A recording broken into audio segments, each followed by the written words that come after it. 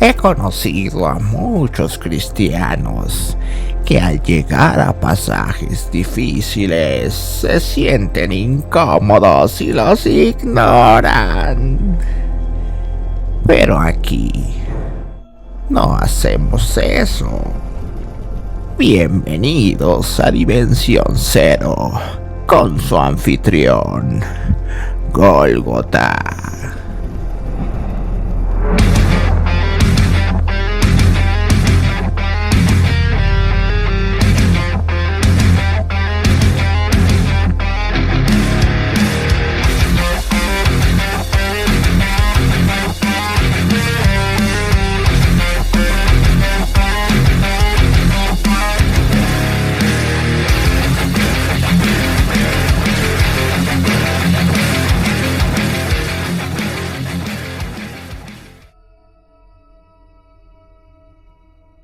Muchas gracias por ese cordial recibimiento.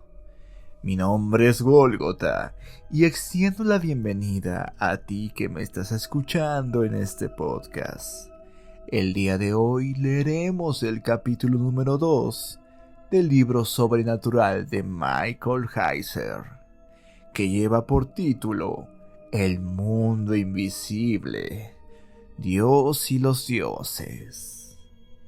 Comenzamos. La gente está fascinada por lo sobrenatural y con lo sobrehumano. Simplemente piensa en los últimos años en la industria del entretenimiento.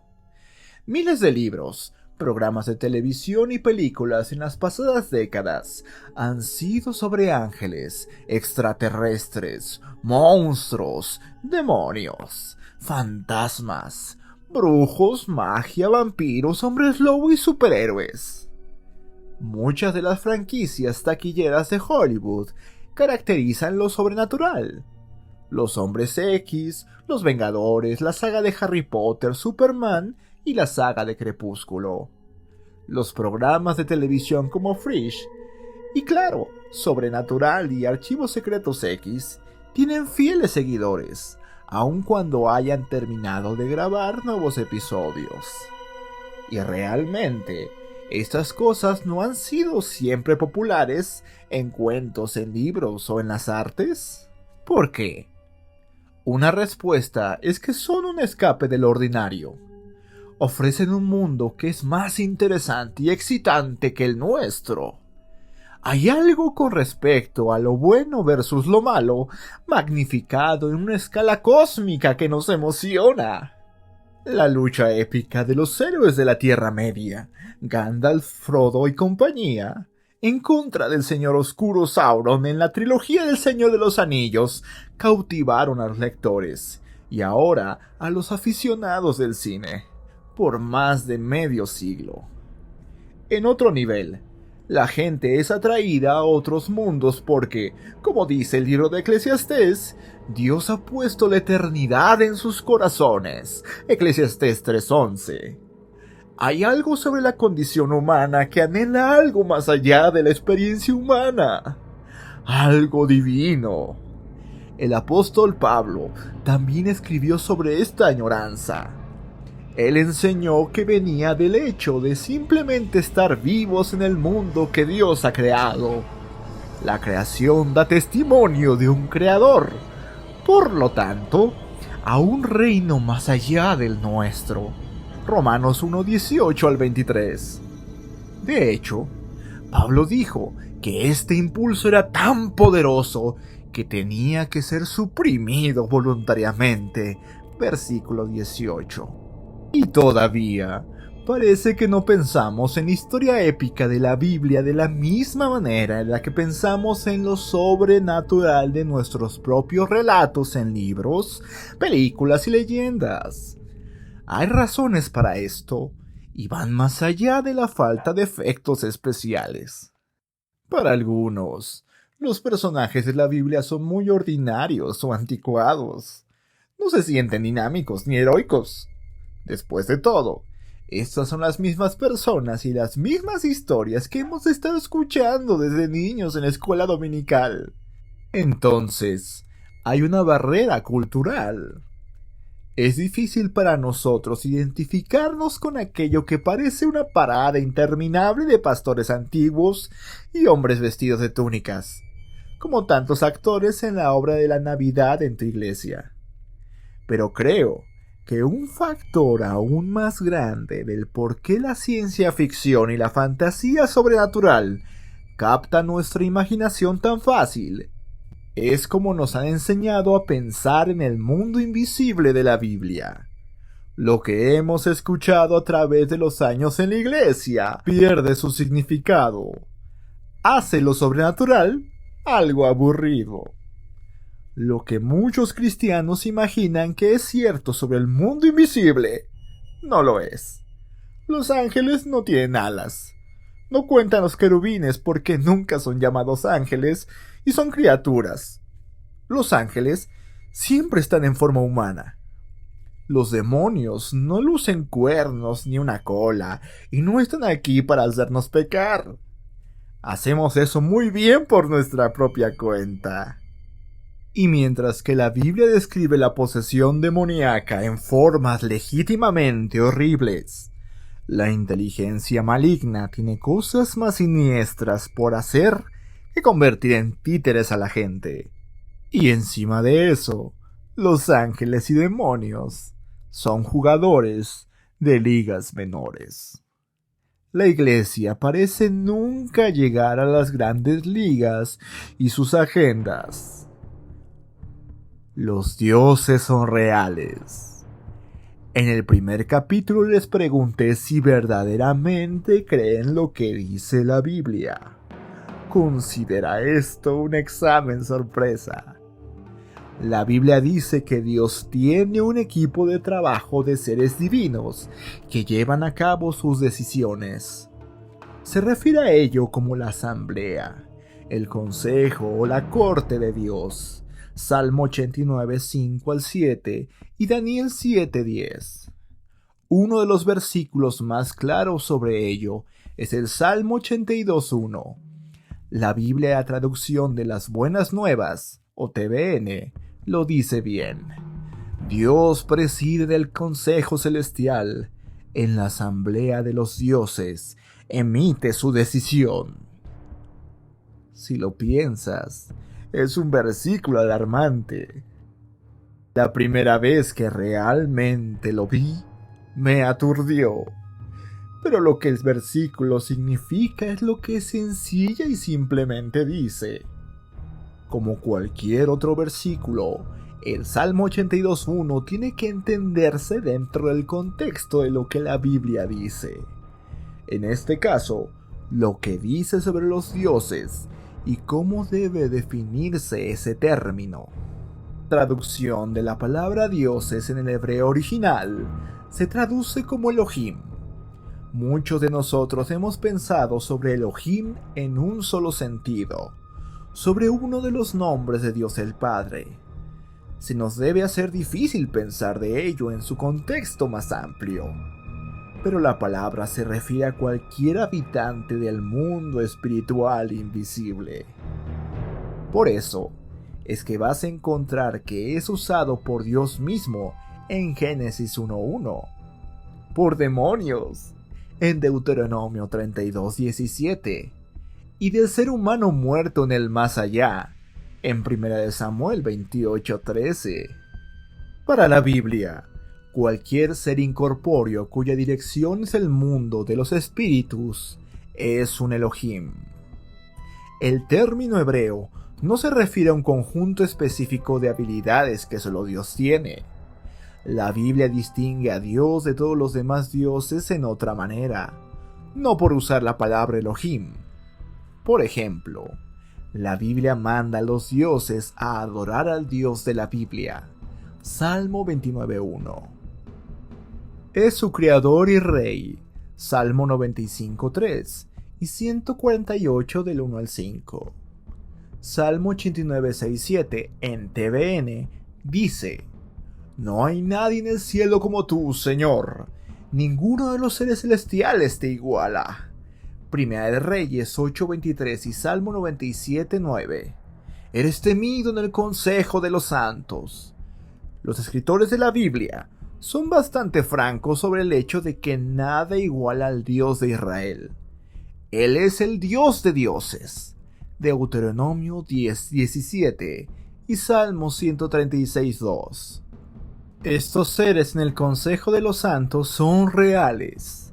En el primer capítulo de este libro, cité un pasaje en donde Dios se reúne con su hueste celestial para decidir cómo eliminar a rey Acab.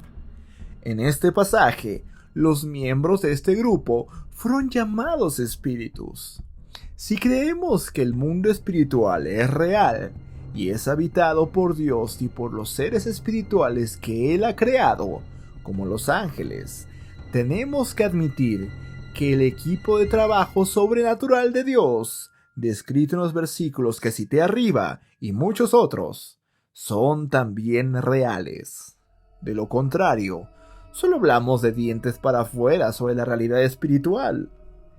Y ya que la Biblia identifica a estos miembros del Consejo Divino como espíritus, sabemos que los dioses no solo son ídolos de piedra o madera.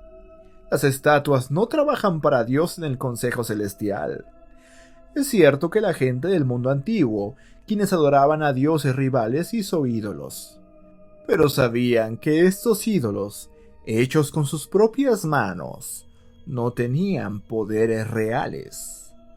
Esos ídolos hechos a mano solo eran objetos que sus dioses podían habitar para recibir sacrificio y dar conocimiento a sus seguidores, quienes desempeñaban rituales para solicitar a los dioses que vinieran a ellos y habitaran el ídolo. La estructura y negocio del consejo. Los dioses del Salmo 82:1 son llamados los hijos del Altísimo, Dios. Más adelante en el Salmo versículo 6, los hijos de Dios aparecen varias veces en la Biblia, usualmente en la presencia de Dios, como en Job 1:66 y 2:1. Job 38:7 nos dice que ellos estaban antes de que Dios comenzara a diseñar la tierra y crear la humanidad. Y eso es muy interesante. Dios llama a estos seres espirituales sus hijos. Como Él los creó, hace sentido el lenguaje de familia, en la misma manera que te refieres a tu descendencia como tu hijo o hija, porque participaste en su creación. Pero aparte de ser su padre, Dios es también su rey. En el mundo antiguo, muchas veces los reyes reinaban a través de sus familias extendidas. El reinado pasaba a sus herederos. El dominio era un asunto familiar. Dios es señor de su consejo, y sus hijos tienen el siguiente rango más alto por virtud de su relación con Él. Pero como discutiremos a través de este libro, algo pasó. Algunos de ellos fueron desleales. Los hijos de Dios también toman decisiones. A través de 1 Reyes 22 y muchos otros versículos, sabemos que los asuntos de Dios involucraban la interacción con la historia humana. Cuando Dios decidió que era tiempo para que el malvado Acab muriera, Él dejó que su consejo decidiera cómo iba a suceder. Las reuniones del Consejo Divino en Salmos 82 y en 1 Reyes 22 no son las únicas en la Biblia que se relacionan con nosotros. Un par de ellas determinaron el destino de los imperios. Daniel 4. Nabucodonosor, el rey de Babilonia, fue castigado por Dios con una locura pasajera. Esa sentencia fue dada al decreto del Altísimo. Daniel 4:24. Y por el decreto de los vigilantes. Daniel 4:17. Vigilantes era un término usado para los seres divinos del Consejo de Dios. Se refería a cómo ellos siempre estaban pendientes de los asuntos de la humanidad. Ellos nunca dormían. Estas escenas bíblicas de las sesiones del Consejo Divino nos dicen que los miembros del Consejo de Dios participan en el gobierno de Dios. Por lo menos, en algunos casos. Dios decreta lo que quiere que se haga, pero les da libertad a sus agentes sobrenaturales, que decidan de qué forma se va a llevar a cabo. Los ángeles también participan en el consejo de Dios. En los idiomas originales de la Biblia, en el Antiguo y Nuevo Testamento, los términos traducidos como ángel realmente significan mensajeros. La palabra ángel es básicamente una descripción de trabajo. Los ángeles llevan mensajes a la gente. Aprenderemos más sobre los ángeles y de sus deberes, así como otros deberes de los miembros del Consejo de Dios, en el libro más adelante. ¿Y por qué esto importa? Hasta este punto, tu reacción de todo lo que has leído en este libro puede ser algo como cosas fascinantes. Nunca he visto esto anteriormente en la Biblia. Pero, ¿qué implicaciones tiene toda esta información? Si acaso hay alguna, para mi vida diaria y en la manera en que funciona la iglesia. Y la respuesta es que todas las verdades presentadas en este libro tienen que ver con nuestro entendimiento de quién es Dios y cómo nos relacionamos con Él. ¿Y cuál es nuestro propósito en la tierra? Para ayudar a clarificar esto, concluiré cada capítulo con una sección como esta, que desenvuelve las implicaciones prácticas de las verdades del capítulo. En este capítulo discutimos cómo la Biblia describe la administración cósmica de Dios y qué impresiones nos da Dios, y finalmente, cómo Dios se relaciona con nosotros. Primero, los asuntos de la familia celestial de Dios son un modelo de cómo Él se relaciona con su familia terrenal. Lo discutiremos más adelante en el próximo capítulo, pero aquí hay un ejemplo. Puede ser que te estés preguntando por qué en todo caso Dios tiene la necesidad de un consejo. Dios no debería necesitar ayuda para hacer algo, aún en el mundo espiritual. Es Dios. Pero la Biblia es clara en cuanto a que usa seres menores para hacer cosas. Él no necesita de un consejo divino, pero Él decide usar uno. Y no nos necesita a nosotros tampoco. Si Él lo decide, Dios puede simplemente hablar de forma audible a todas las personas que necesiten del Evangelio. Darle a todos el apoyo que necesitan para regresar a Él y decir que es bueno. Él puede persuadir a que las personas se amen una a la otra poniendo su voz en sus cabezas. Pero Él no lo hace. Al contrario, Él usa a personas, a ti y a mí, para realizar el trabajo. Segundo, Dios puede predestinar eventos con solo hacer que todo salga como Él quiere, pero no lo hace. En la historia del rey Acab, Dios permitió que sus asistentes celestiales decidieran cómo llevar a cabo su voluntad. En otras palabras, Él dejó que usaran su libre albedrío. Eso nos dice que no todo está predestinado.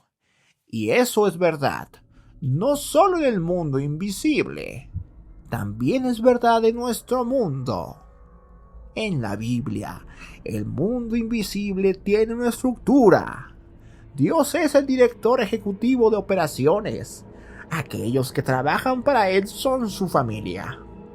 Ellos comparten el dominio. Ellos participan en cómo opera la iglesia. Sorprendentemente, la Biblia habla de la misma manera sobre la humanidad. Desde el principio en el Edén, Dios creó a la humanidad para reinar con Él. Dios le dijo a Adán y a Eva: sed fecundos y multiplicaos y llenad la tierra y sojuzgadla. Génesis 1:28. Adán y Eva eran los hijos de Dios, la familia terrenal de Dios. Dios quería vivir con ellos y dejarles participar en hacer el mundo entero como el Edén. Ese es el concepto familiar para la mayoría de los lectores. Lo que no era tan aparente era que Adán y Eva no eran los únicos miembros de la familia de Dios en Edén. La familia divina de Dios también estaba allí. Dios vivía en el Edén, y donde vive Dios, allí vive su familia.